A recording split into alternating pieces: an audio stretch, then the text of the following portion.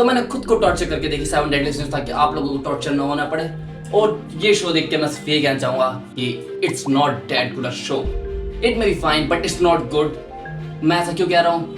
Well it's because anime में कुछ characters ज़्यादा अच्छे नहीं दिखते हैं, देखने में चैलेंज लगते हैं, लेकिन कुछ अच्छे कैरेक्टर्स भी हैं जैसे कि एस्केनोर, बान, एस्टेरोसा और किंग आर्थर भी।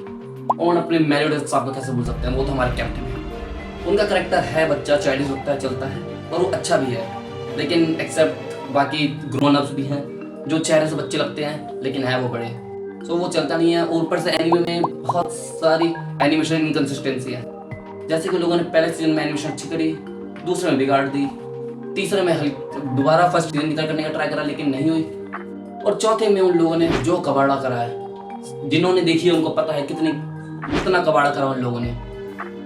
एंड वो लोग एनिमेशन में कभी कभार नहीं, बहुत बार जो आप चेहरे में आईज, नोज और माउथ है उनका प्रपोर्शन बहुत बुरा बिगाड़ते हैं। कभी आंखें बड़ी, कभी होठ बड़े, कभी छोटे, कभी बिल्कुल ही बच्चे लगते हैं। और वो face to body proportion like कभी उनकी बॉडी बड़ी हो जाती है, चेहरा छोटा, कभी चेहरा बहुत बड़ा हो जाता है।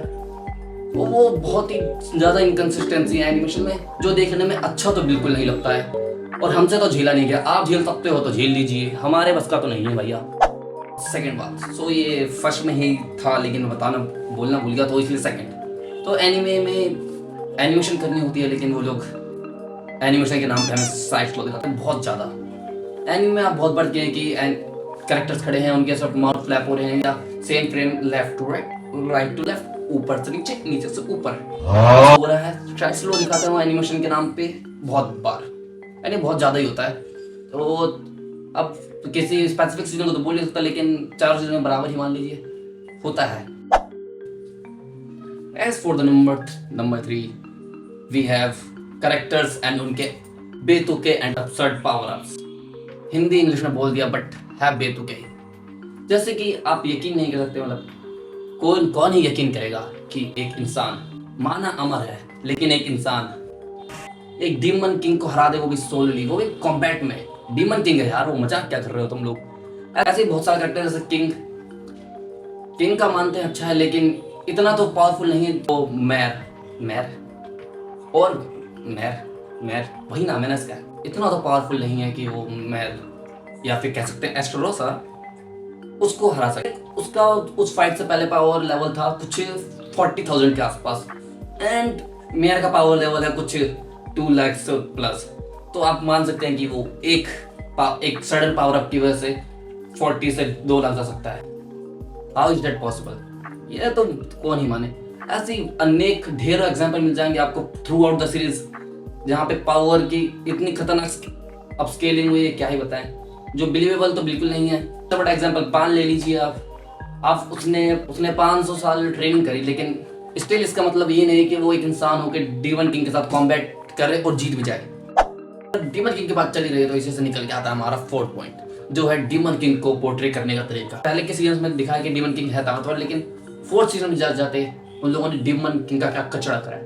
इतना ज्यादा कचरा तो दिल्ली की सड़कों में नहीं हो जाता उन लोगों ने डीमन किंग कराया। उन्होंने सीरियसली डीमन किंग को 1 नहीं, 2 नहीं, 3 नहीं, बल्कि 4 बार डिफीट करवाया, वो भी एक ही सीजन में।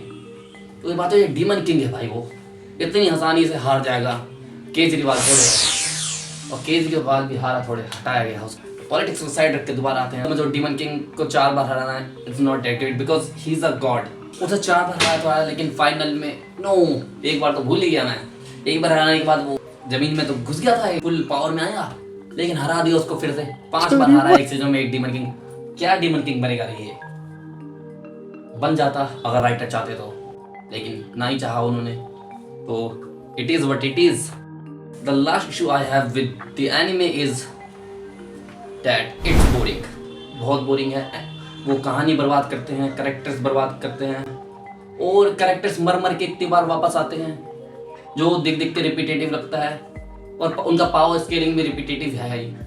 बोर होता है देखते। मैंने उसको इतना मरते खत्म करा है, आपको क्या ही बता सकते हैं। इतना टॉर्चर हुआ मेरे को वो करके, लेकिन स्टिल मैंने किया ताकि आप लोगों को बता सकूं कि ये आपको एनीमे क्यों नहीं देखनी चाहिए। अगर देख रहे हो तो देखने लायक है, बट आई वॉन्ट सजेस्ट कि 100 एपिसोड देखना इज नॉट अ छोटी थिंग।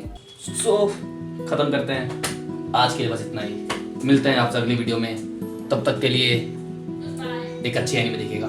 बाय, राम राम।